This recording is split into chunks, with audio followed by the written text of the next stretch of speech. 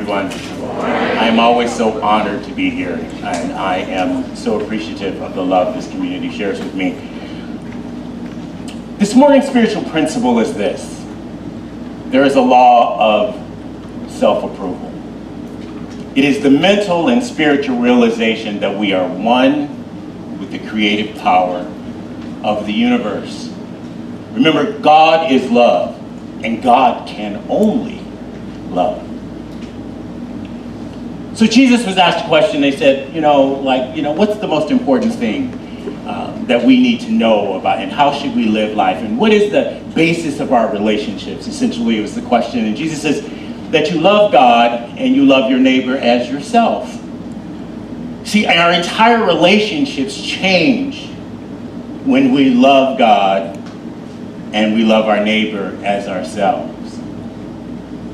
So it's far easier to avoid loving yourself by trying to love someone else, as if that's going to work, or looking for someone or something to replace really what we want deeply inside, which is to love ourselves.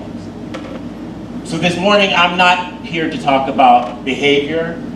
I'm here to talk about the root of the problem, the self-loathing that goes on in our lives. Something rarely talked about. It's the real elephant in the room, the real monkey on our back. It's the problem that really doesn't go away. Successful relationships are based on our ability to love ourselves. So Jesus, is there option B? Is there something like a little bit easier? Since I know myself, can I really love myself? I recently saw an article, and when I saw the title of the article, it was impossible for me not to read the article. The article title said this: "Then it all fell apart. Sex, drugs, and self-loathing." It's a must-read. This is a taboo subject. I don't know that self-loathing have I ever really heard as direct in all of my years of going to church. But I'm going to do my best to talk about this. So Moby writes, it says, "I wanted to die, but how? It was 5 a.m. and I had 15 drinks and $200 of cocaine and a handful of Vicodin." Yes, you are in church. "After I stumbled home at 4 a.m. depressed and alone, I wandered from room to room asking myself, I just want to die. I calmed myself and I considered my options. I could hang myself, but that seemed unnecessarily grisly. Then I was still a wasp from Connecticut, and even though I wanted to die, I needed to be polite. So before killing myself, I would have to remember to unlock the front door, tape a suicide note to the doorknob so that anyone coming in would not be surprised. Over the last few years, my depression had been building, and nights like this were common. I was lonely, and I desperately wanted to love and someone to love me. But every time I tried to get close to anyone, I had crippling panic attacks. I had a few successful years making music, and I sold tens of millions of records. But now my career was sputtering. 3 years earlier, I had spent $6 million on a 5-story apartment overlooking Central Park. And when I moved in, I was just still not happy. But the more I threw myself into debauchery, the more I ended up feeling self-loathing and loneliness.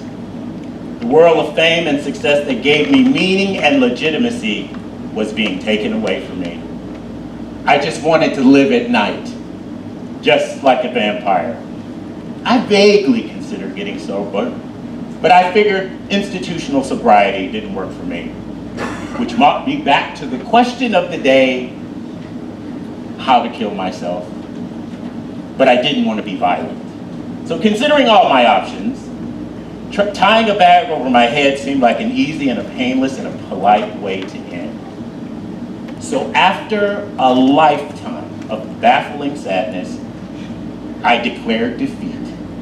I took a belt out of the closet and a garbage bag and got in bed. I sobbed into my pillow asking.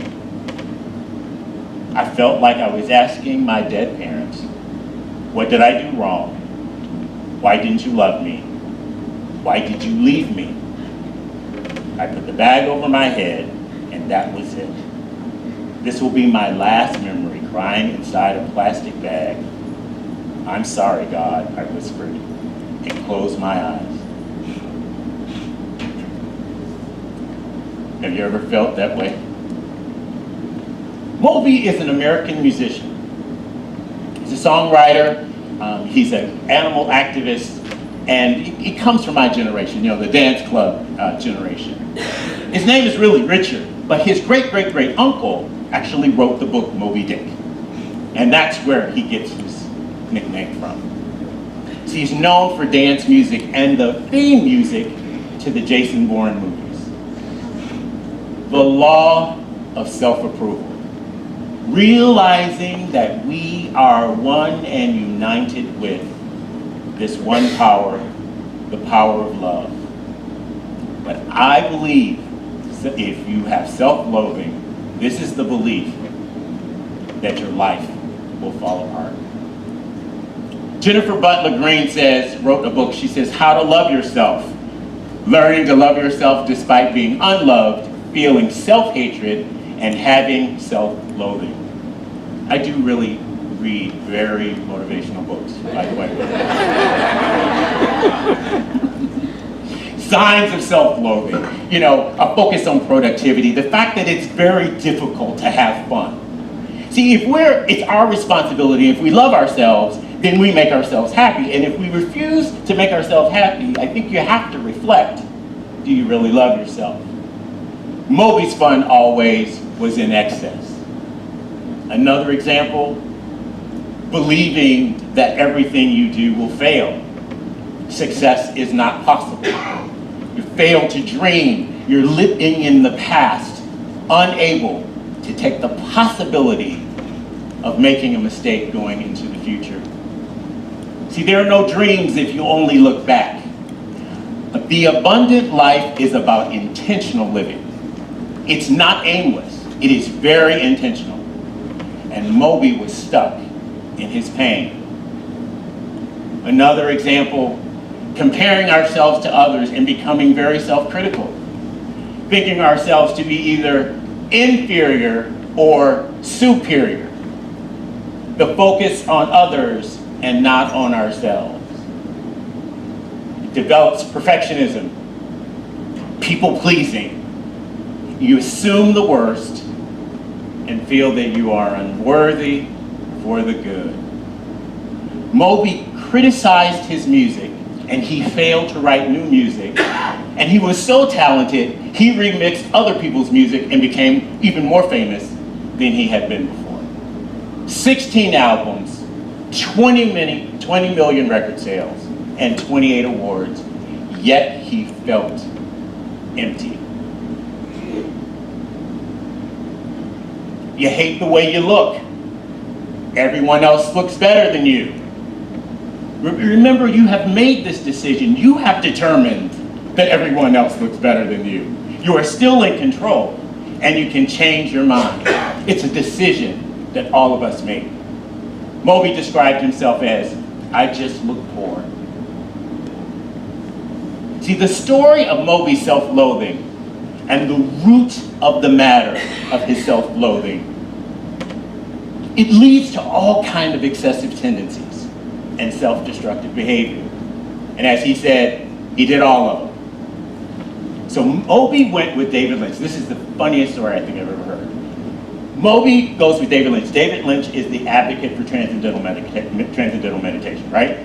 So they go to the Maharishi University in Iowa, in a city of 10,000 people.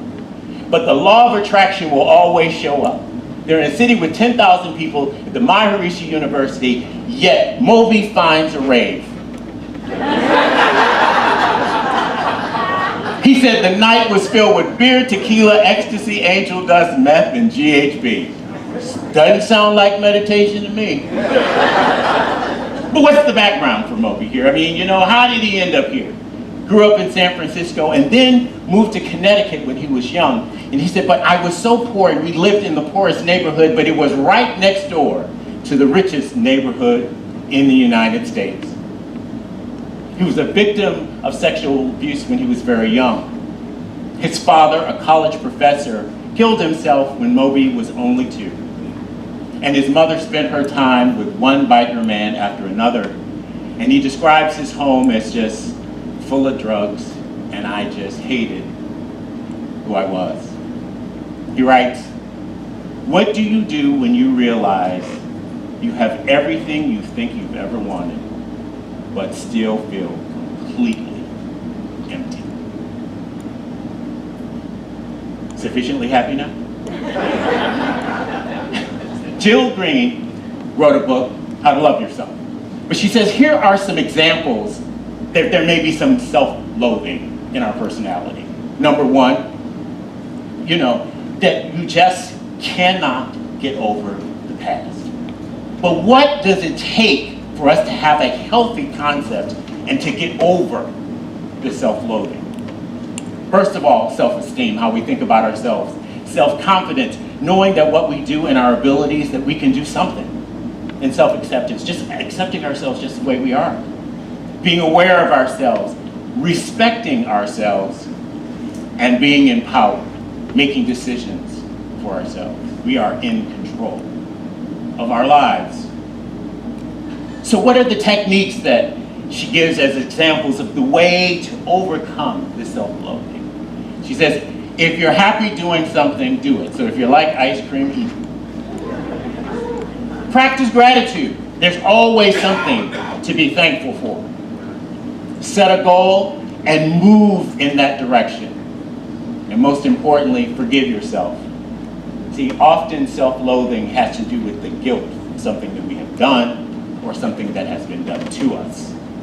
But remember this, God has already forgiven everything possible because God is love.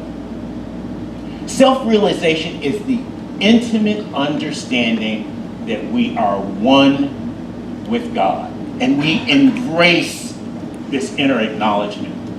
Now, the problem here is, and I think that how do you get there? How do you connect this thing all together?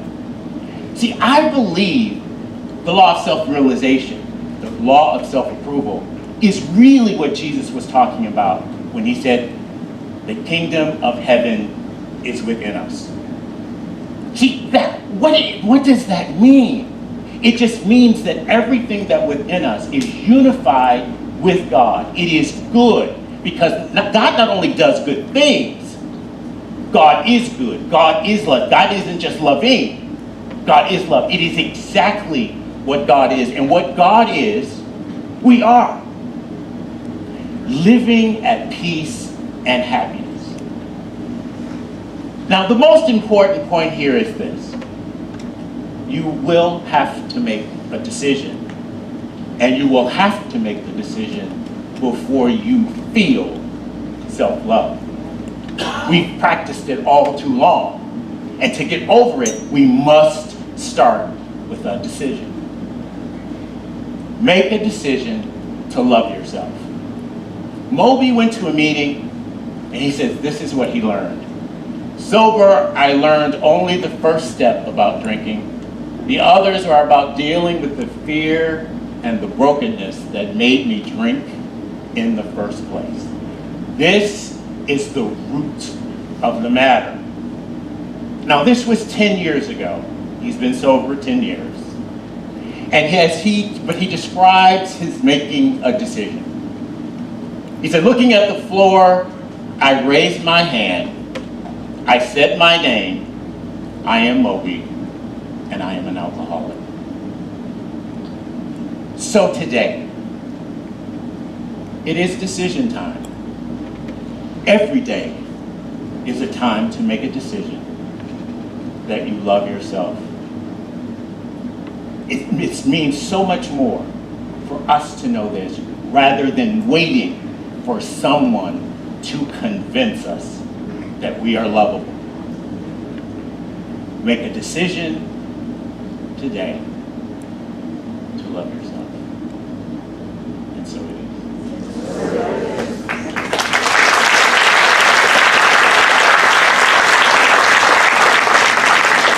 Let us pray just knowing that this one power, this one presence, this one ultimate reality that is only love, reveals itself in and through each one of us.